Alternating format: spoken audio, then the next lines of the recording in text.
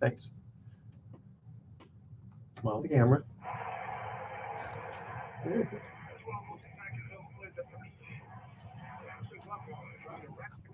Good morning. Good morning, Mario. Edward Brown, and I got Mike Shapiro here, who you know. Hello, Mario. How are you, bud? I know too much about him. That's the problem. That's great. Yeah, but none of that's true. So. Well, good morning, everyone. Good morning. How are you, Mario? Sorry for being late, bud. No problem. Okay. Can we just do a quick? Is this? Are we live? Are we? No. We're recording this, and it'll air this Saturday. It's carried through Sports Byline, but it's a national show that goes through 200 or 300 stations, and then Armed Forces Radio. Okay. All right. So what we do is the first thing we'll do is just a quick 2-minute intro, and then I'll save the file, and then we'll have our next. We'll get into the meat and potatoes. All right. Right. So here we go. All right. Well, welcome. You're listening to Sports Econ 101, the show where we discuss sports topics from a business perspective. I'm your host, Edward Brown. Now, my co-host, Bruce McGowan, is not here today, but we have two special guests. Mike Shapiro, who's the president of the Independent League, Sanderfeld Pacifics, and front office, San Francisco Giants, Mario Alioto. It ought to be a fun show today. Sports Econ 101 can be heard on iHeartRadio, TuneIn Radio, hundreds of stations across the country. And this theme today is going to be old baseball. So we're all old baseball guys here. And we're I'm old. Yeah, I know I'm old too. We're going to see how much you guys know about old baseball. Mario, do you know a lot about old baseball? Well, since I've been around for a while, we'll see how far back we go. Yeah, exactly. This is fun to talk about. Okay. Well, it'll be kind of fun because, again, it's going to be old baseball. And I've got a kind of a fun old story that when I was I'll tell a little bit more later on, but I'll give you kind of a hint. And it has to do with Honus Wagner, if you can believe that. That goes back a little ways, doesn't it? You don't look that old. I know. Wouldn't you believe it? But this is actually my Uncle Ben. Actually, I think it was my mom's uncle. Actually used to watch him play. And I met him when I was just about like 11 years old looking through old baseball cards. It's kind of a fun little story. So that's our trivia theme. And if you have the correct answer, you can email Edward at sportsecon101.com. At each commercial break, we will ask an old sports trivia question. This segment of Sports Econ 101 is sponsored by Pacific Private Money, providing mortgage investments that are currently yielding about 7.75% secured by mostly California real estate, primarily in the San Francisco Bay Area. You know, the average loan to value is only 56%. Not bad. That's pretty good. That's right. No losses. That's the important thing. All right. It doesn't get any more conservative than that. You got to check them out at pacificprivatemoney.com. And don't touch that dial. When we come back, we're going to get into some old baseball and some current baseball with Mike Shapiro and Mario Alioto. Don't touch that dial. We're going to be right back. All right. So let me just save this file here. Can Mario still hear us? Yeah. Oh, yeah. Yeah. I can't say anything. You can't say anything. Because I had some stories. Oh, no, it's going to be fun. Mario, how's the family? Doing great, thank you. Great. Jane says hello. Fourth, just graduated from high school, so we are starting to see light at the end of the tunnel. Oh, we just got there. Our youngest, Jackson, just graduated from Syracuse, and I just got a $5,000 a month raise. Yeah, exactly. Yeah. No more tuition. I know my daughter goes to Tulane University, and she's entering her senior year. Yeah, another not so cheap place. Yeah, exactly. I'm going, wait a minute, this is in New Orleans, you know? Yeah. It's expensive. Yeah, my daughter's going to go to Gonzaga, so I just keep writing checks, just bigger ones. Yeah. I'm with you, bud. So anyway, Jane says hello. Oh, great. Yeah. Okay. Good stuff. All right, guys, ready? Let's hit it. Well, welcome back to Sports Econ 101. Edward Brown here, along with our two special guests, Mike Shapiro and Mario Alioto. Welcome, guys, to Sports Econ 101. All right. So now let me start off with Mario. So you are in the Giants front office, and you're responsible for revenue and marketing ideas. I want to find out, how do you come up with your marketing ideas? Because I know I'm laughing because I'm looking at Mike Shapiro, who is the president of the Independent League, Sanderfeld Pacifics, and he's had some really funny ideas, which we'll get into. So I wanted to find out with you, Mario, how do you do it? I see what Mike does first, and I steal his ideas. In reality, I always have a saying in this business that winning helps and makes us all look smart. But we've got a very creative group of folks here, and I always say we're in the yes business as opposed to the entertainment business, but our goal is to be creative as possible.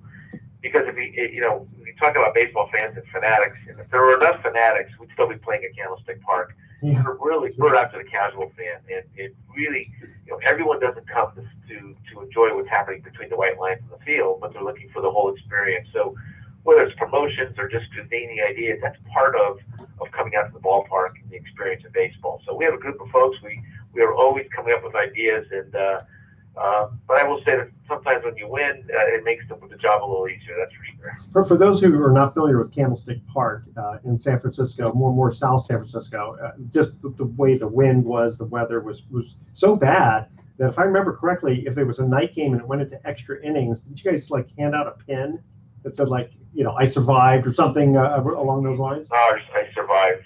Quad of Candlestick. Funny, the more creative promotions back in the 80s. But because for those your listeners who have been in San Francisco in the summertime, this is Northern California and it gets foggy and it's cold, and so it was a fun promotion that definitely got a lot of attention at the time. We sold more sweatshirts than T-shirts at Candlestick. True. That's still the case. I always feel bad about the tourists walking through San Francisco in the summertime in their shorts, and then with a heavy jacket that they just bought down at Fisherman's Wharf, because they're just.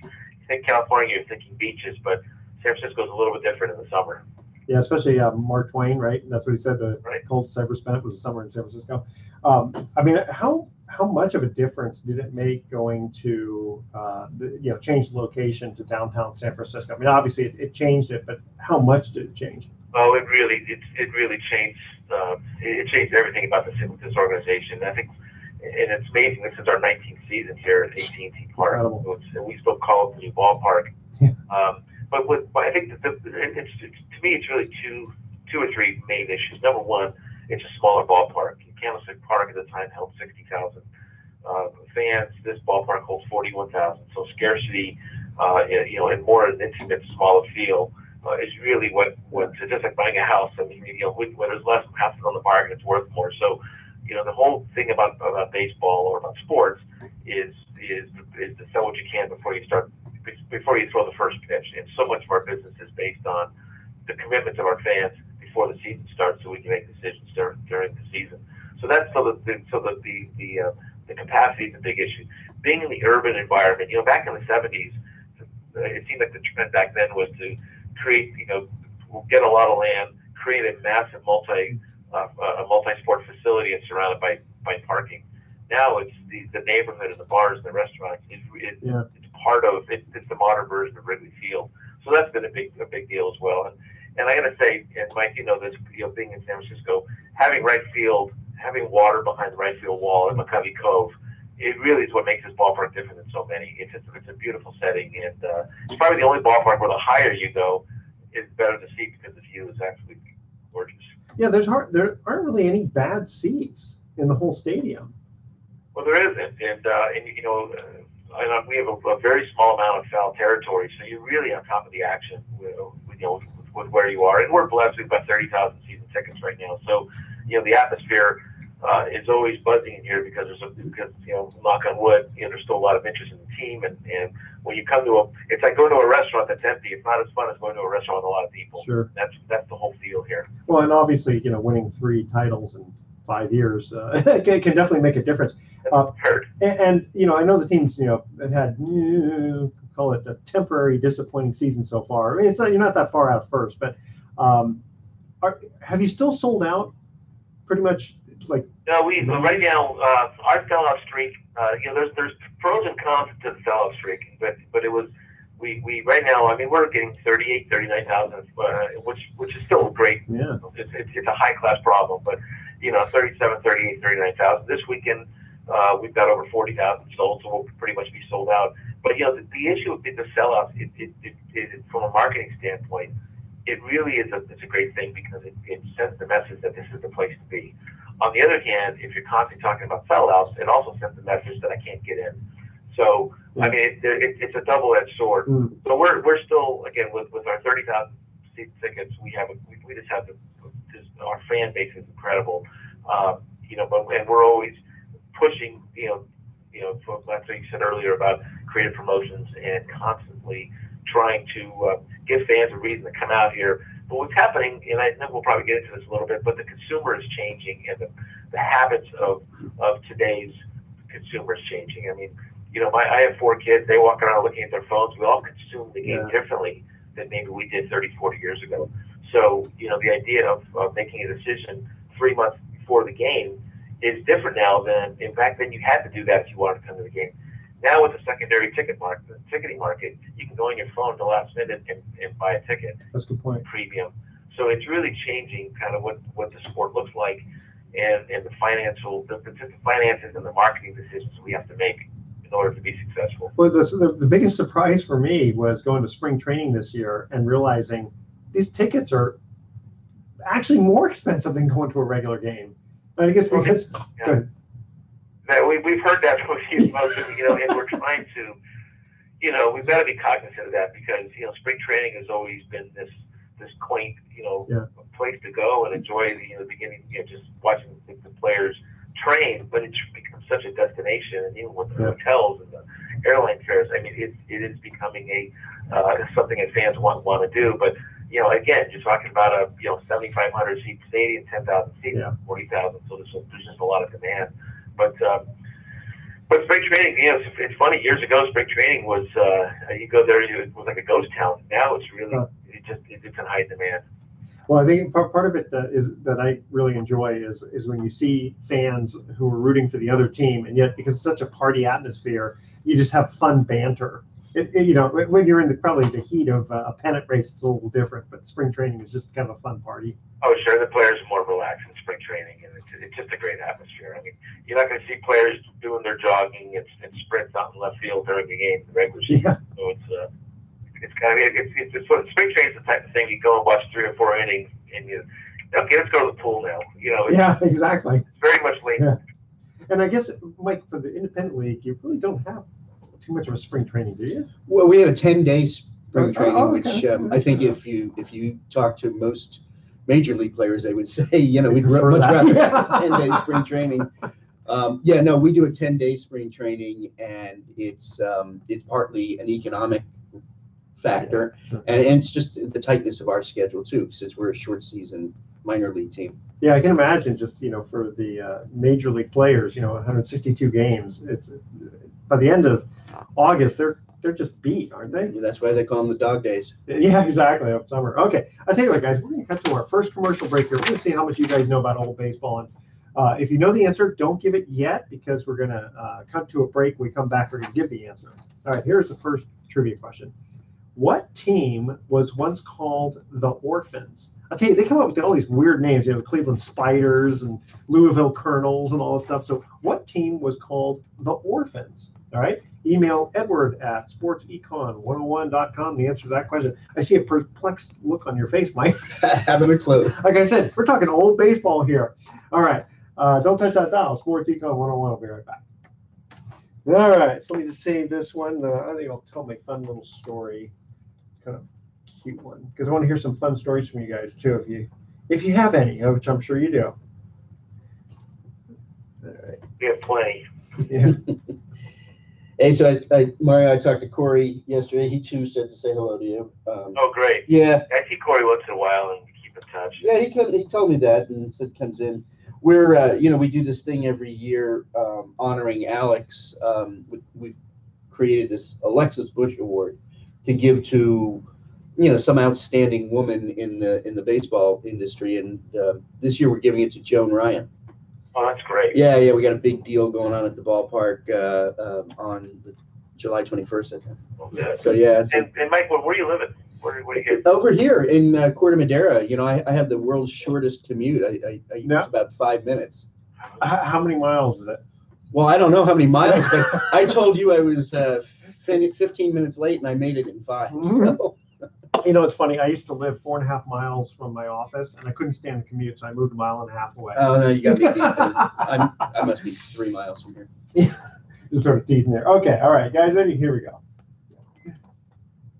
Welcome back to Sports Econ 101. Edward Brown here, along with Mike Shapiro and Mario Alioto. First trivia question: what team, Major League Baseball, we're talking here, was once called the Orphans? Mike shaking his head. Mario, do you know the answer I to have that? no idea.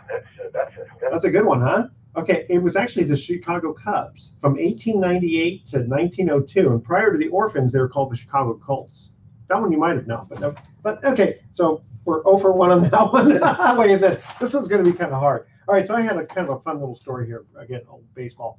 So here I am. It's 1971. My mom's old uncle Ben. I mean, this guy was like in his 90s at the time. Comes to visit, and he sees me looking through some of my old baseball cards, which for me the old baseball cards were the 60s, right?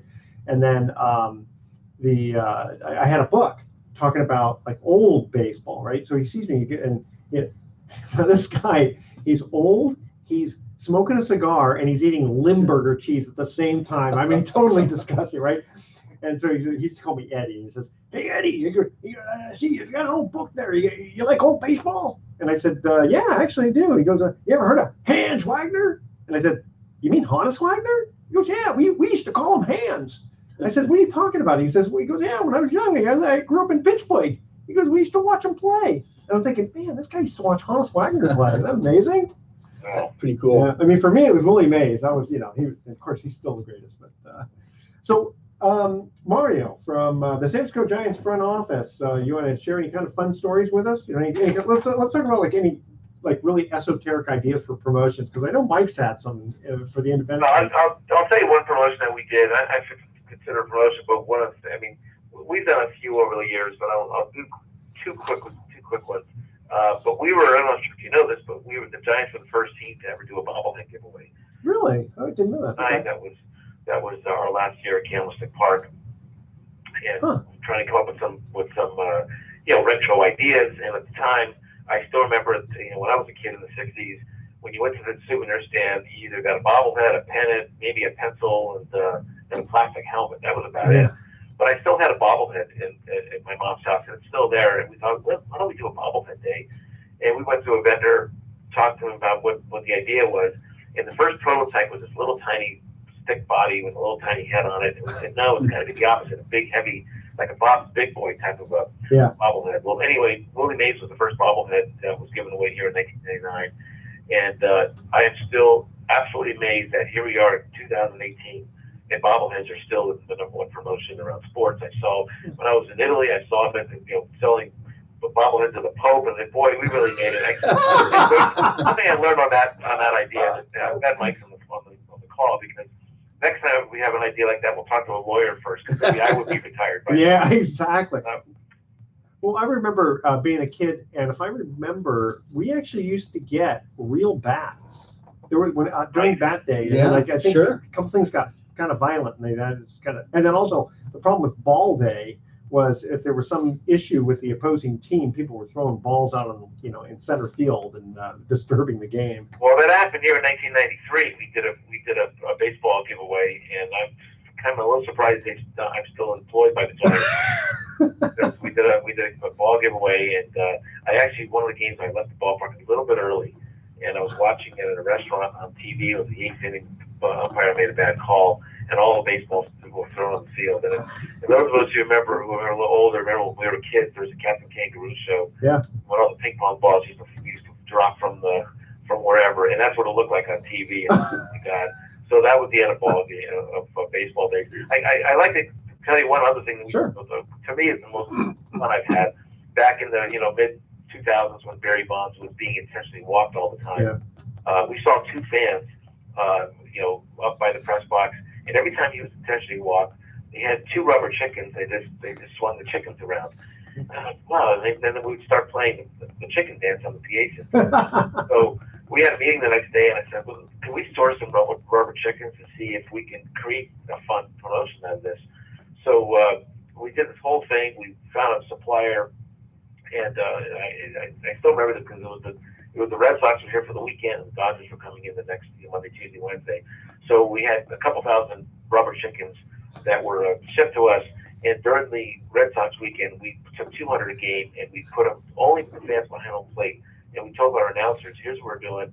When you get to intentionally walk, they're probably going to swing these chickens, show them on TV, and make it look like fans just bought them on their own.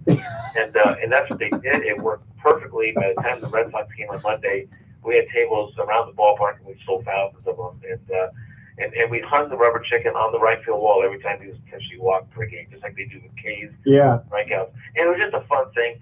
The reason I bring that up is because, and Mike, you know this, my mentor Pat Gallagher, who really was such a marketing guru when he ran the Giants. He always reminded us to don't forget you're in the fun business. And this is a game. You can't take it too seriously. And the idea is people are coming out here to have fun. And that's why we did it. It was a lot of fun, and it created the buzz in the ballpark. And anyway, so it's one of the things that I'm still so proud about, because it was a goofy idea that worked. Talking about the fun business, and we are in the fan experience business, particularly as you go down the ladder. And I happen to have climbed the ladder to the bottom rung in my not sterling career. But and as you go lower and lower, you have to give people more and more reason to come to the ballpark, because there's no Buster Posey who has a fan base and an AT&T Park to attract people to come to lower level baseball, and so we have to emphasize the idea. And I learned this from Pat Gallagher, that going to a baseball game is more like a street fair wrapped around a ball game, and that the experience of the food and the entertainment and the giveaways, all of that has to be the reason that people choose to come to a ball game rather than go out to dinner or go to the movies or the bowling alley or whatever especially else. for a family. We try to get the young kids involved in it. And again, at the level that we're at, it's all about low cost family entertainment, and the family of four that going to a major league game might cost $200-$300 for the night. For us, you'd be really hard pressed for the family of four to spend $100. Yeah, good point. It's funny when you were mentioning about Mario, about like the rubber chickens. It reminded me of throwing the baseballs out because of a bad call. It reminded me there was a time when three umpires had to converse on something, and the PA music was playing Three Blind Mice. And I think they said, no, you can't do that. We do that every day. But I will say with Mike, I wouldn't call it the lowest rung, because minor league baseball is where the real creativity is, and it really reminds us, that it is just about the game. Again, in our case, the players and the personality of the players is a big part of who we are, and what we promote to our fans, especially the kids. But you're right, Mike. When it comes to the food and how you park them, and I always say the business we are in it's no different than being in the theme park business. Zoos have animals, we have players, but you've got to park people, you've got to clean restrooms, you have to have make it easy to get in and out of your facility, you've got to feed them, keep it clean. It really is all the same thing. And there just happens to be a game that breaks out in the middle of all of this. No, from the players' perspective, though, this is their profession, this is their livelihood, so they probably don't look at themselves as zoo animals, but they have to take it seriously. Well, they do, but remember, as we always said, the actual game is the only part of the experience that we can't control, but we can't control everything else. And how we're rated is how good we can control it. And again, when the team plays well and we win, and all the pieces of the puzzle seem to come together. But really tinkering with all the other parts of that experience is such a big part of what sports marketing is really about. Yeah, and at our level, particularly, the winning and losing of games is virtually meaningless. And I tell folks, anybody who's willing to listen, that there's the parable of the low-level sports industry, and that is that you want that proverbial family of four to walk out of the ballpark after a game and say, God, we had a great time. Yeah. We're going to come again. We're going to tell our friends about it. And by the way, who won the game? Yeah. And then we've done our job. And to build on what Mario just said, I think it was Andy Dolich who once said, again, along with Pat Gallagher, among the great innovators of the marketing of baseball, once said that a baseball game is like a baseball theme park.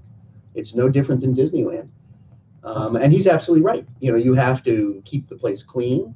Nothing more than what I've learned at this level of the game. It's about taking out the garbage. It's Yeah. garbage management. It's Yeah. keeping the restrooms clean.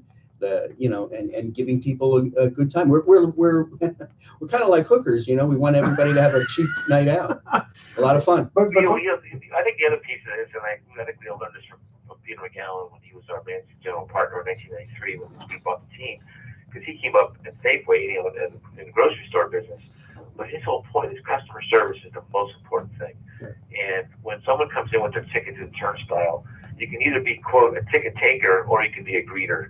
You look the person in the eye, welcome them. When they leave the game, thank them for coming. Those little things that I think sometimes in sports we took for granted. That's a good point, because I gotta say that when we go to the Giants games, everybody we meet there, who works right there at the ticket place, you're right, they're very, very friendly. Happens at the Warriors too, which is really good. Hey, tell you what, we cut to another commercial break here. All right, who led the famous 1927 Yankees in hits that year? Okay, that's our trivia question. Email edward@sportsecon101.com. When we come back, we're going to have some more comments about baseball. And we got Mike Shapiro from the Independent League Santa Fe Pacifics and Mario Alioto from the not Independent League San Francisco Giants. All right, let me just cut this in. If you guys don't mind staying on one more, that'd be great. Sure, problem. Okay. You know, harder this for me not to go on the internet to get the answers to these questions. Yeah, I'm not doing it because I got Edward sitting right here. That's right. Tony Lazzari, how about that? No. Well, you can answer whatever you would like. It's so funny. So there was a time when we were first doing this that made the trivia questions too easy, and then Vern Glenn was with us back then too, and it's too easy. So I started making it a little hard, and Bruce was still getting a lot of them. He's really good at trivia. Bruce, if you talk about anything between 1982 and 1990, he knows everything. It's amazing. I mean, yeah. So I was going to ask you about the A's are, that ballpark, your ballpark. It's just so. I mean, how many fans did they get on average now? The A's? Yeah, like 15,000 maybe. Yeah, I'm not sure what they're averaging. But, I mean, it's like talk about the difference between the why are they getting so little? All right, here we go. Well, welcome back to Sports Econ 101. One more time, I'm Edward Brown, your host, along with Mike Shapiro and Mario Alioto. And our second trivia question was, who led the famous 1927 Yankees in hits? I'm guessing Tony Lazzari. And you would be wrong. I'm sorry. Absolutely, of course. You know what? I gotta give you a hint on this one, and the hint is I've never heard of this guy, but he had 231 hits, which is pretty good. A guy named Earl Combs. Have you ever heard of Earl Combs? Yeah. Okay. There you got me on that one. We'll give you a point for that because you've heard him and I haven't. Well, I'm old and a Yankee fan, but not that old. So, Mario, I want to ask you a quick question here. The A's ballpark is what, 10, 15 miles away or something? I mean, how far away is it from? Well, 15 miles over the water, but yeah, it's 15 miles away over the bridge over Oakland. But they don't get nearly the same amount of fans, and the weather in Oakland is fine. For those who don't know, the weather's great in Oakland generally.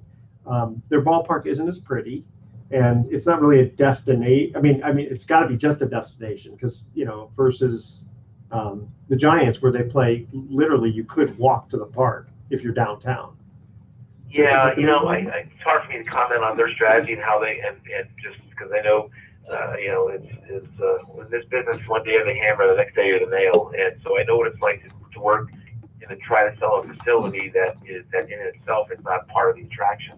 So it's not easy. Although they're playing really well this year, and things do happen. I will say, I think if we look back at the Giants story, the new ballpark and where it's such a big part of your brand, really, and of course, the World Series didn't hurt, but the ballpark is such a big part of what this business is all about, especially today in the competitive environment. So, I'm not going to comment on the A's because I just don't know enough about it, just how they approach it.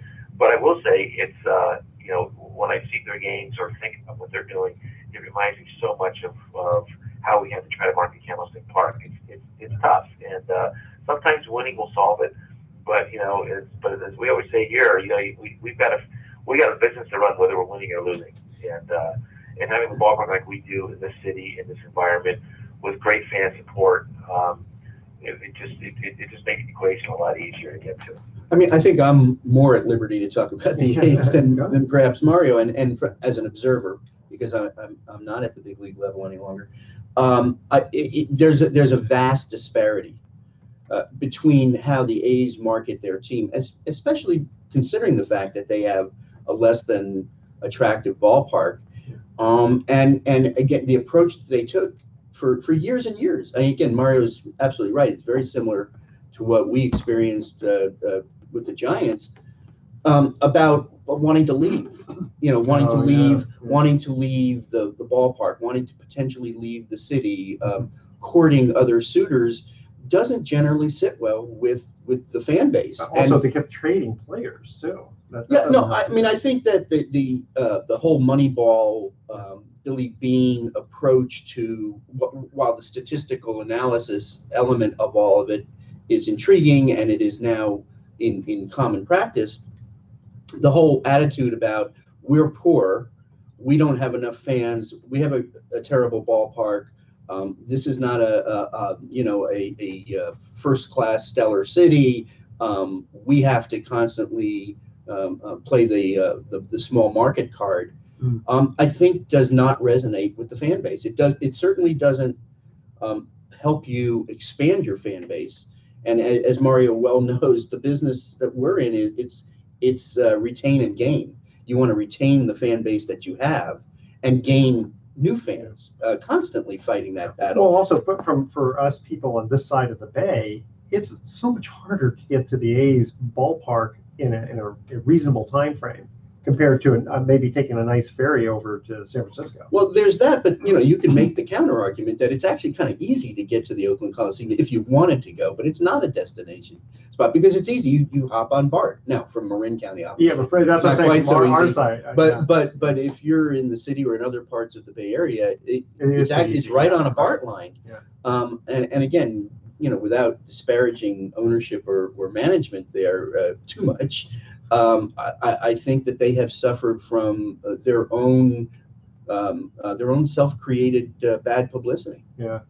So Mario, from your standpoint, I was just thinking about this, that, your job, I wouldn't think necessarily would be in jeopardy per se about whether the team loses or wins. That's more of like general manager, people who are picking the players. Your job seems to be primarily just the marketing of it, right? And that's true. I don't get involved in the actual player acquisitions and those types of decisions.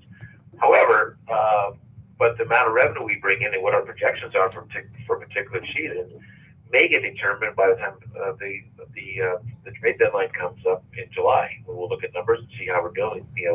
How are our results based compared to what our budget was. So those types of things. But you're right. I mean, what my job is to really create the buzz in this ballpark that this is where people want to spend their time, and and whether it's ticketing or the sponsorship areas or the retail areas or the merchandise, it's really trying to build the brand of what Giants baseball is all about. Somebody once told me that a brand is built not by what you say about it, but by how it behaves. And we've tried to make the right decisions over the years so that our fans would be here, win or lose.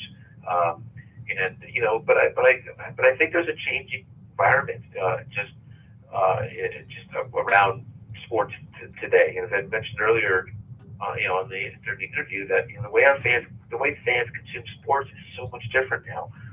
However, live sports is still.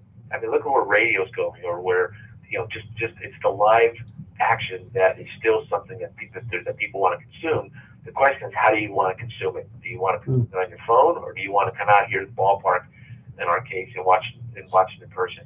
It's something we constantly grapple with because the world is changing quickly. And I will say, here in the Bay Area with all the technology companies, a lot of the changes are starting here. I feel like we're in ground zero as to where the world's changing. But we're trying to look ahead 5, 10, 20 years as to what's the future of our business and how fans want to consume it, so that we're prepared for it. Because we can't sit here and assume that what worked in 1968 is going to work in 2020. Well, and the demographic changes that go along with those technological changes are actually fascinating, but they have an incredible impact on the future of this business, because millennials, if you take them as a demographic characteristic, are not, at least at this point, showing the inclination to attend live games. Yeah. They're more tied to the small screen on their cell phones, or to, whether it's AR or VR or all the new technologies. And what we've seen throughout minor league baseball, at least, is that it's harder and harder to draw the millennials to come to live events, and we have to do a much better job of giving them a reason to come. Yeah, I was gonna say that, like, give me an example on the basketball side. So the Warriors, first of all, it's very expensive to go to a game, but I personally like sitting at home, watching it in the comfort of my home. And again, I'm almost 60 years old too. That probably makes a difference, where I can sit at home and then I can pause a game, and the technology is so good with cameras and all that if you go to a game, a real live game, you actually miss a lot of that. The thing that you do get is obviously the excitement with the other fans. Well, and again, the whole idea of staying at home versus going to a live event is made tougher for the ballpark operators, the team operators like us, who have to give people a reason to get off their couch. Yeah. And that's why, the wacky promotions, or the reasons the good food, or whatever those reasons are that we can convey to the fan base, are the only things that we can rely upon at this point. Well, although, as Mario says, we're in the capital of all the new changes in technology, and the Giants are probably the best of anyone at staying on top of that and figuring out how to leverage the new technology to attract new fans. Well, yeah, and what the other thing that's interesting about that is, when you talk about games on television, in our case, that's why the broadcast of a sporting event is so critical, as far as showing to the viewing audience how fun it is in the ballpark. And with our announcers, with Mike Kruko and Dwayne Kuiper, and our directors, we're constantly showing fans in the stands with crazy hats on, because it's so much more than what's happening just on the field. That's a very good point. It's a big part of what we need to do. The other point that you made about millennials, Mike, you made, but you're right. Millennials are looking for something different. However, there is a social aspect to what they're looking for. Millennials are not going to sit here for 9 innings and watch a game for 3.5 hours, but they may come in for 3 or 4 innings and hang out at a bar where you can see the field, but it's really more the social setting of saying, I'm here. I was there last night, but I'm not necessarily watching every single pitch of the game. And that's part of what we're trying to do is segment our audiences out, because everyone's looking for something different. And we have a small footprint where our ballpark is, you're on 3rd and King Street. But a lot of ballparks now are having these big areas out in the outfield where it's a big bar, it's a social scene, you hang out there, but you're not really watching the game. You just it's a bar that's moved from downtown into the ballpark, and that's what millennials are looking for, is that social activity. But we're all trying to figure out this new market, that's for sure. Wow. No, that's a really good point, because when I've gone to Giants games, certain tickets I've had, it's been kind of amazing as the places you can go and really enjoy yourself. Well, and just building on what Mario was just talking about, we decided that we would try to figure out a way to bring millennials into our ball. We don't get hardly any millennials at all. And so on Father's Day this year, we decided we would give away free paternity tests in case there were any people who were not sure if they were fathers or not. And so we were trying to hit the millennials that way. Did it work? No. No, they still didn't come. I don't know if they even understand what a paternity suit is. Not suit, but Mike, why don't you share a couple of, before we cut to our break, just a couple of quick, absolutely wacky ideas you guys have had. Well, on the wacky-o-meter, it's always hard to tell what's going to resonate with whom. But, we've done it all, that all the minor league clubs sort of have to do the same thing. I mean, we've given away a free funeral in the past. And oddly enough, the guy who won it, he had to write his own obituary, and then the Marin IJ obituary writer judged the obituaries, and obviously, oddly enough, the guy who got the big, oversized gift certificate for his free funeral whispered in my ear. He said, "My family and I can't thank you enough. I'm dying." Oh my God. Yeah. Oh my God, we did great here. We did a good thing.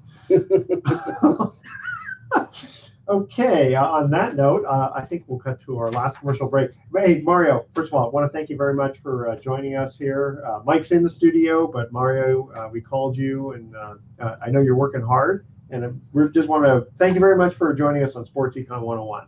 Well, thank you. Have a great day, and let's hope for a very exciting end of the season. That would be awesome. Thank you. Okay. All right. Bye-bye. All right. I figured I just asked this last question between the two of us here. Okay. Because it's kind of, again, this is a hard one here. Who is the only player in the Hall of Fame to homer off of Babe Ruth? A lot of people, again, for those millennials out there, don't know, Babe Ruth was actually a pitcher with the Red Sox, and then was he a pitcher with the Yankees? No, Red Sox. Yeah, guys. By the time he got to the Yankees, he was just an outfielder. Yeah. Okay. So here's our question again. Who's the only player who's in the Hall of Fame to homer off of Babe Ruth? All right. That's our trivia question. Don't touch that dial. Sports Econ 101 will be right back with some closing comments. Ty Cobb? Well, Cobb didn't hit too many home runs. No, it wasn't him. It'd be great if it was like some weird, like Walter Johnson or something. I don't know what position this guy plays. Yeah, no, Walter Johnson was a pitcher. Yep. The big train. I miss old Mario. He was one of my favorite people at the when I was with the Giants, and he was very young at the time. Yeah. He was a kid, and just was, you could tell he was going to go to the top of the class, and he did. He studied under Pat Gallagher, who's one of the great minds of this business. It's interesting. A lot of the guys stayed a long time. Like Bobby Evans has been there a long time, and on the baseball side, Bobby was not there when I was there, nor was Sapien, but they've all been there since. They have a lot of stability. They don't make a lot of management changes. Yeah, kind of gives you a hint about it. Like here, I mean, Don's been with us for 25 years. Wow. Yeah, it's keep good people. All right, here we go. Welcome back to Sports Econ 101. Edward Brown here, along with Mike Shapiro. We had to let Mario go because he's busy helping run the advertising for the Giants. Okay, here's our last trivia question. Who is the only player in the Hall of Fame to homer off of Babe Ruth? I guess Ty Cobb, but I'm assuming not. A guy named Sam Rice. I'm trying to remember who was Sam Rice. Apparently he's in the Hall of Fame, so he must have been somebody. And again, we're talking probably 1914 to 1917. Well, he was traded to the Yankees, I think, in 23 or something. So he was with the Red Sox for 9 years. Yeah, something like that. Or maybe 21, something like that. Oh yeah, but early 20s, because if you'll recall, Yankee Stadium was built in 23, and it was known as the house that Ruth built. Yeah, the house that Ruth built. All right, yeah, I'm sorry that Mario couldn't stay with us for my thoughts of the day, because these are kind of funny here. The great Satchel Paige, we all know Satch, said, "I never threw an illegal pitch. The problem is, once in a while, I toss one that ain't never been seen by this generation." That is great. I love that guy. And Dave Barry, he's a funny guy. He said, "If a woman has to choose between catching a fly ball and saving an infant's life, she will choose to save the infant's life without even considering if there's a man on base." Incredible. I don't understand that. Well, Mike Shapiro, thank you very much for joining us yet again on Sports Econ 101. We'll have to have you on again and see. You guys are actually doing pretty well this year, aren't you? We're having a great season, actually, so far. We just got finished with a 13-game winning streak, and then I have started a new winning streak on top of that, and we're in first place by 5 games. So wow. Having a great season so far. I hope folks will come out and see us. Well, and also, the San Rafael Albert Park is a very nice park. I've been to at least one other one in the Independent League, and it was a far cry from as good as what you have. It's a gem. It's one of those 1940s era bandbox grandstands, and it's just so delightful. Great. All right, tune in next week to Sports Econ 101. Bruce will be with us then. We'll be discussing sports topics from a business perspective and asking more sports trivia questions. Thanks for listening. On behalf of our team, I'm your host, Edward Brown. We'll see you next week. So long. And that's a wrap. Thank you, sir. My pleasure. I love doing this. Oh, good. We love having you. Anytime. I enjoy it tremendously. Well, yeah, I'm Always a good conversation. See, you're able to cover it without Bruce. That rascal. Yeah, I think he's on vacation. Oh, good for him. Yeah, so he'll be back next week. But you've had a couple of players like for a long time, haven't you? Well, we've had our first baseman, Jake Taylor. Yeah. Now this is his third or fourth season with us, and our cleanup hitter Brent Gillespie is his third season. So yeah, a few, but we had this influx. This is a really fascinating story. We had I got a call. I got two bizarre calls during the off season. Okay. One of which was from this guy who says to me, "Hey, can you tell me when you have tryouts?" Okay. And I said, "Well, we don't have specific tryouts as a team, but our league has a tryout in April. You just go on our website. You can sign up for the tryout." Gotcha. Okay. And he says, great. No, I'll do that. He said, he just out of curiosity, I know a lot of, independent leagues have age restrictions. Do you guys have an age restriction? I said, no, we don't. Just, out of Your curiosity. league playing. Okay, go ahead. Yeah. How old are you? And he said, well, I'm 35. And I said, well, it's a little on the old side, but sure, come try out. Yeah, What do you got to lose? And I'm thinking we're going to get his $150, whatever. Yeah.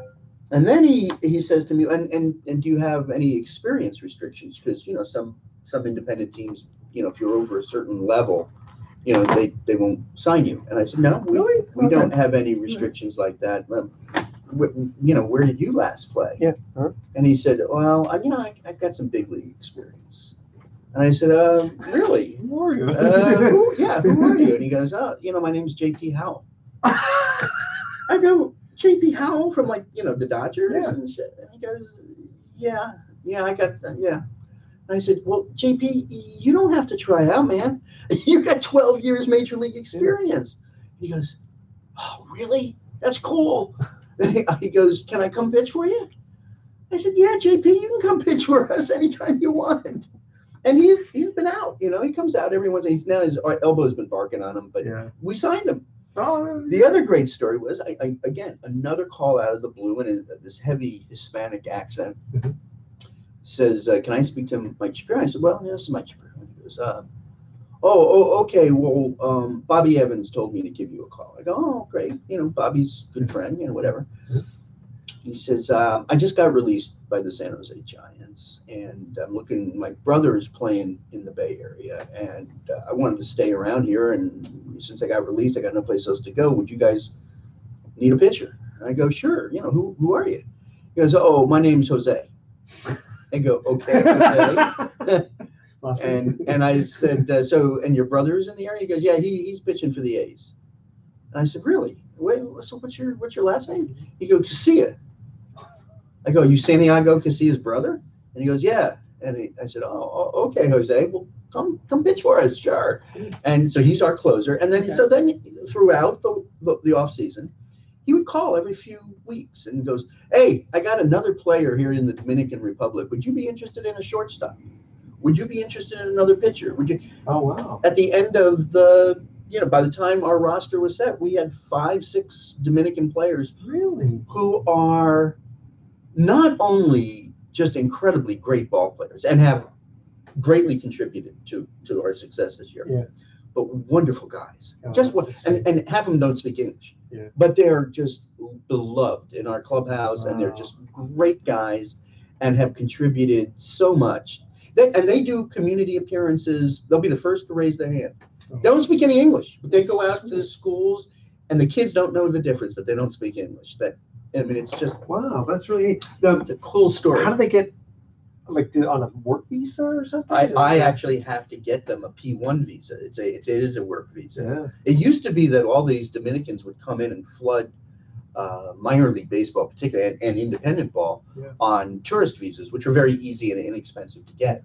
But you can't stay for that long, though, right? Well, nobody knows. Once they're in, they're in. Yeah. Now, under Trump, things are very different, and so you can't get away with the tourist visa, and you have to get the work visa, which are expensive and time consuming. But I was committed this year to try to do everything I could to produce a winner, and so I spent about $3,000 on visas this year, Oh, wow. which my partners are of course not overjoyed about, but yeah.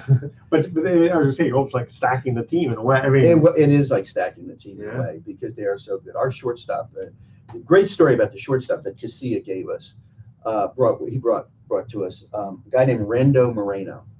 Rando was in the Giants organization, made it up to AAA with the Giants, and while at AA, was in competition for the Giants, the next Giants shortstop job with this other guy named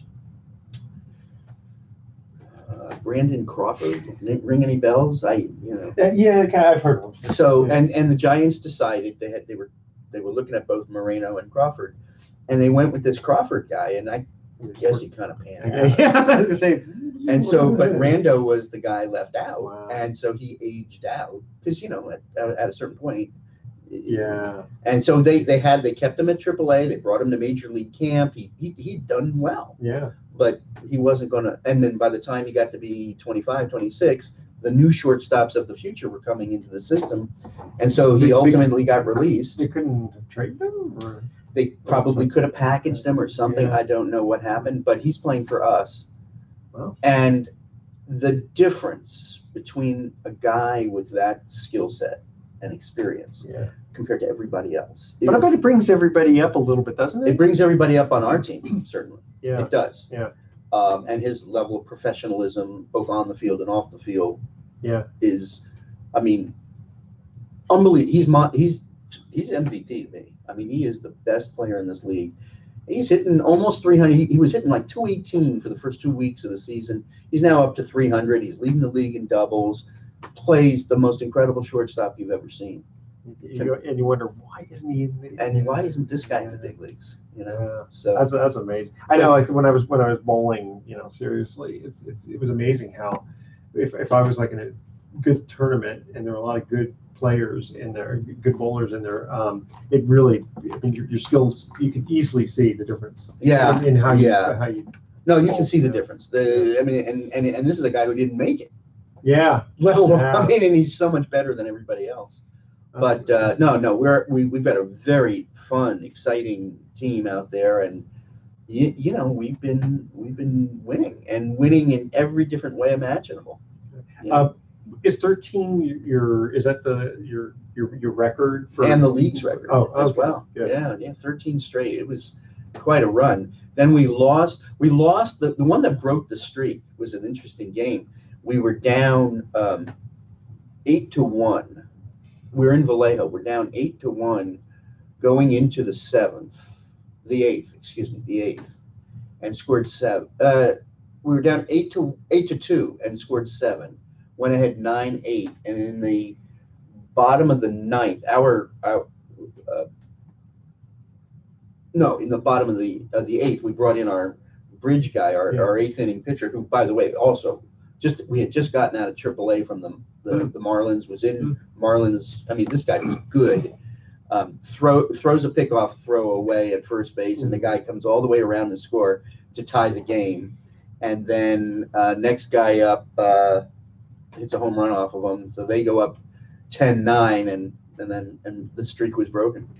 But it was just an amazing thing. And then we lost another game, and now we've won 3 or 4 straight since then. So I mean, for you to be a 5 is no, it was and with a fabulous pitcher in the game, but things happen. That's the way the game has to be played out. Yeah. Anyway, and Matt's still with you, right? He's the best. Someday you got to bring him on, because anybody to talk I love, the best part of my day is after the game is over, just hanging out in his office talking baseball. Really? Okay. Oh my God! And the guy knows he's a career career independent league player. Yeah. Who's now managed for 4 years for me. Yeah. And he was also on that that famous DeSalle high school football streak. Yeah. For 4 years he was a safety on that team. Wow. Yeah, a little known thing. I mean, he's one of those, again, like all your guys on your team, just good. He's a good guy. Good guy, really and good salt guy. of the earth, and knows the game. He knows the game. I've been around this business 35 years. Yeah. Met a lot of people. I don't know that there are too many people who know the inside part of the game better than him. The X's and O's of calling pitches, and just reading hitters and reading pitch. You wonder if he'll get moved up somewhere. I really hope he does. He deserves it. He knows the game better than anybody I've ever met. He's so funny. I was talking to him one time about, I said, I'd like to just see what it would be like to, go against someone who could throw like close to 90 miles an hour. And he says, okay, well, he goes, we'll put you in a full catcher's gear. Yeah. I go, what, either he thinks I'm going to step into it or he's a wild pitch. Yeah, no, he's and he's one of those guys. He's a crusty ball player guy.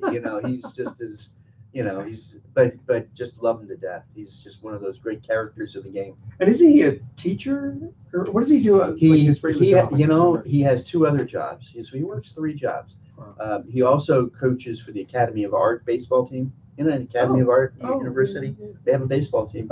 So he coaches there, and he's a brick mason. He does fireplaces. Gotcha. Yeah, he builds fireplaces. Doesn't he have like a young daughter? He has a very young daughter. Yeah, 2 years old. How does he spend time? Every second he can. Yeah.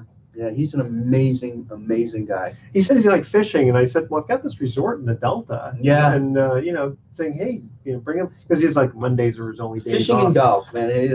He and I play a lot of golf together, and I just enjoy every minute you can spend with him. Yeah, he's good. I've just been like so swamped with myself, and I just sometimes it's weird. I mean, I love doing this kind of stuff, but sometimes I look and I go, what would retirement look like for me? But I'm not going to play golf every day. I actually like what I do.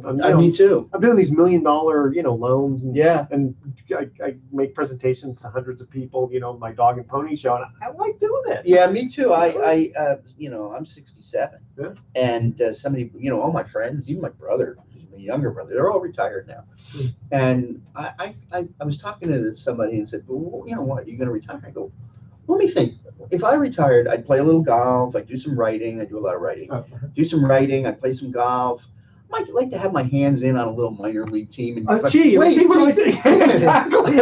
No, exactly. I'm doing it. That's what I'm doing too. Yeah. When you want to go on vacation, you figure it out and you do it. I mean, where else am I going? Yeah. What kind of writing? I've written for my own purposes books and screenplays and short stories. I sit up, I'm such a night owl too. I'll just sit up at night and I write. And I've written 3 books. One more of a memoirish autobiography of sorts, and then a memoirish novel, and then a couple other novels. And I don't do anything with them. I can't stand rejection. And if you're a writer and you're trying to get published, you better yourself. You better enjoy rejection, because that's all that's going to happen. And so I've chosen, and I'm being encouraged, because I do let people read my stuff, my friends and all, and they say, "Oh, it's really good and entertaining and interesting and da da da da. You're a good writer. Why don't you get it published?" And I can't handle rejection. Well, just e-publish, and then you don't have to be rejected and all. And I haven't gotten there yet, but. Because I've written, I don't know, dozens of articles that have been published. And I write lots of articles. Get published. And someone said, hey, Edward, what you should do is take like all your articles that you've written, got published, and put it in a book. Yeah. I mean, it's kind of one thing might be on insurance, another might be on mortgages, another might be on municipal bonds. It's like, I mean, I don't know how they can put that all together in one thing, but No, so no.